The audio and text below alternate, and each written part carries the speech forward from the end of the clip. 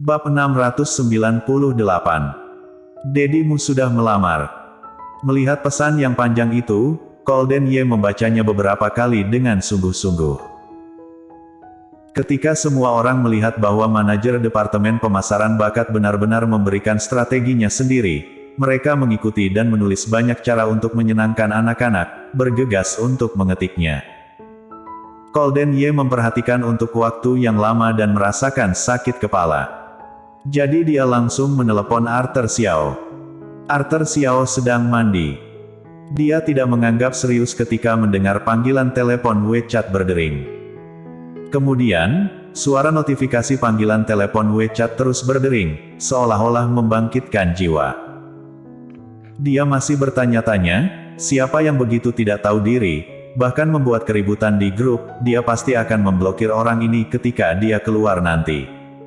Akibatnya, panggilan itu datang.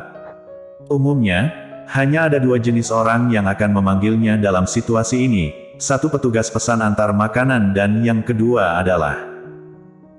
Sebelum Arthur Xiao sempat membersihkan busa di tubuhnya, dia mengambil handuk dan pergi ke wastafel untuk menerima panggilan. Tuan Muda Ye. Nanti kamu buatkan ringkasan dari informasi yang ada di grup, kemudian kirim ke emailku. Informasi di grup. Ringkasan. Dia tadi sedang mandi, tidak melihat informasi dari grup, jadi ketika dia menerima instruksi dari Golden Ye, Arthur Xiao masih bingung. Tetapi sebelum dia bisa menjawab, Golden Ye sudah menutup telepon. Mendengarkan bunyi "tut-tut" dari telepon, Arthur Xiao menutup telepon dan memasuki grup WeChat, menggeser dari bawah ke atas, dan butuh waktu lama untuk melihat alasannya. Astaga! Apakah orang-orang ini sudah gila? Mengirim begitu banyak saat dia sedang mandi. Berpikir bahwa mandinya belum selesai, Arthur Xiao dengan cepat meletakkan ponselnya dan kembali ke kamar mandi untuk membersihkan busa. Setelah dia keluar, dia menemukan layar informasi yang lain lagi. Arthur Xiao. Orang-orang kejam ini. Dengan ini Arthur Xiao tidak punya waktu untuk makan, dia harus berkonsentrasi untuk memilah informasi yang diinginkan Golden Ye. Di sisi lain, ketika Glenn masuk untuk mencari Audrey Han masih tertidur di bawah selimut. Saat Glenn datang mencarinya, dia terus memanggilnya Mommy. Setelah beberapa kali panggilan, Audrey Han baru membuka matanya. Melihat Glenn berdiri di depannya, Audrey Han berkedip, tampak terkejut. Glenn, kenapa kamu bisa ada di sini? Apakah Daddy yang menjemputmu? Setelah berbicara, dia mengangkat selimut tipis dan memberi isyarat agar Glenn masuk. Perilaku ini sangat umum terjadi antara ibu dan anak. Dulu Glenn tidur dengan Audrey Han. Terkadang si kecil terbangun untuk pergi ke kamar mandi saat tengah malam. Ketika dia kembali ke tempat tidur, Audrey Han melihatnya dan tanpa sadar membuka sudut selimut, kemudian si kecil naik. Benar saja, melihat ruang di bawah selimut, Glenn dengan cepat melepas sepatunya, lalu masuk dan tidur dengan Audrey Han. Audrey Han tidak bisa menahan senyum karena tangan kecil yang selembut permen kapas di pinggangnya yang tipis. Dia mengulurkan tangannya dan meremas hidung Glenn. Namun Glenn tampak marah, mengerutkan hidung, lalu memalingkan wajah dan berkata, "Mommy jahat, apa jika dia tidak datang menjemputku? Maka kamu tidak mau Glenn lagi." Glenn muncul di sini, Mommy sepertinya tidak senang sama sekali. Audrey Han. Siapa bilang aku tidak senang? Mata Glenn yang mana yang melihat emosi Mommy. Tapi Mommy bertanya mengapa Glenn bisa ada di sini. Itu karena Mommy penasaran, dan Mommy baru saja bangun, otak masih belum sadar. Jika menyakiti Glenn, jangan perhitungan dengan Mommy.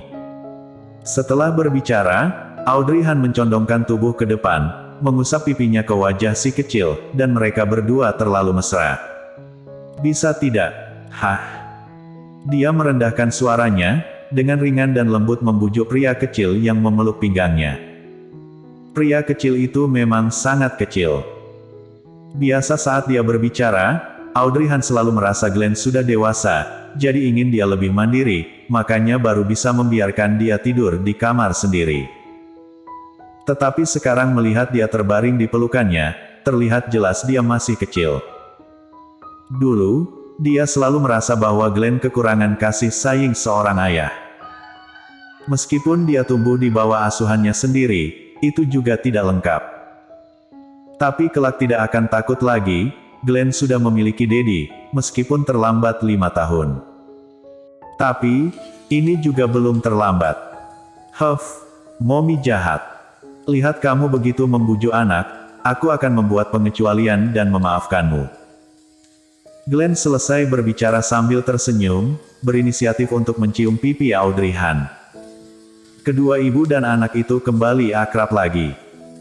Setelah beberapa saat, Audrey Han bertanya, "Oh ya, apakah kamu sudah memanggil Daddy hari ini?"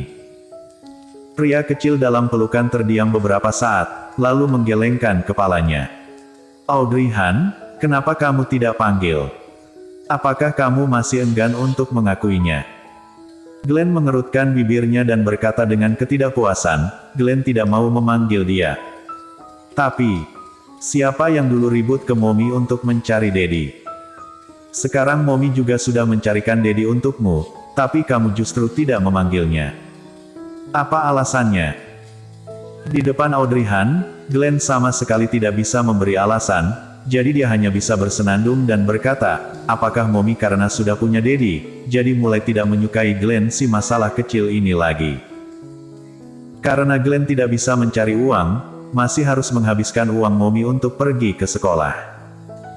Sedangkan paman itu sangat kaya, jadi Mommy mulai tidak menyukai Glenn. Dengan ini, Audrey Han tidak bisa menahan tawa, untuk waktu yang lama dia mengulurkan tangan dan mengusap kepala Glenn tanpa daya. Ayo, ceritakan kepada Mommy, apa yang ada di dalam kepalamu.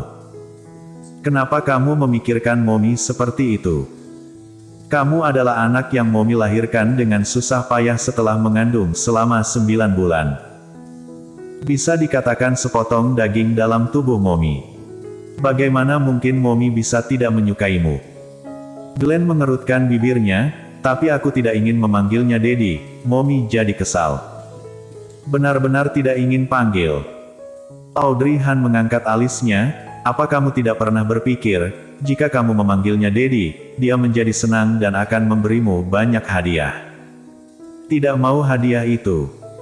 Glenn mengerutkan bibirnya dengan canggung, aku hanya mau dia bersikap baik pada Mommy. Setelah berbicara, pria kecil itu memeluk pinggangnya dengan erat dan membenamkan diri ke dalam pelukannya. Glenn tidak mengizinkan siapapun untuk menggertak Mommy. Mommy, jika dia tidak baik kepadamu, kamu harus memberi tahu Glenn. Dasar anak bodoh, jika dia memperlakukan Mommy dengan buruk, Mommy pasti sudah meninggalkannya sejak awal. Justru karena dia memperlakukan Mommy dengan baik makanya Mommy baru bisa tinggal bersamanya, dan memintamu memanggilnya Daddy. Apakah kamu mengerti? Dia tahu bahwa anaknya lebih seperti anak biasa. Memberitahu alasan kepadanya, memberitahu sebab akibat hubungan manusia, dia bisa memahami itu.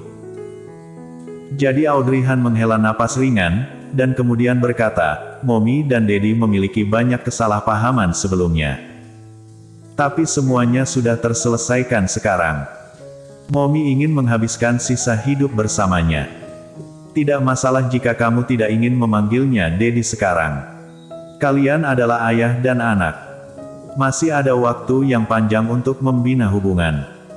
Kamu tidak bersedia memanggilnya sekarang, suatu hari nanti. Kamu akan bersedia. Glenn berkedip, maksud Mommy, mau menikah dengannya.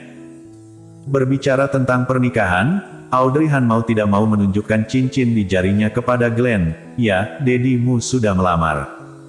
Bersambung.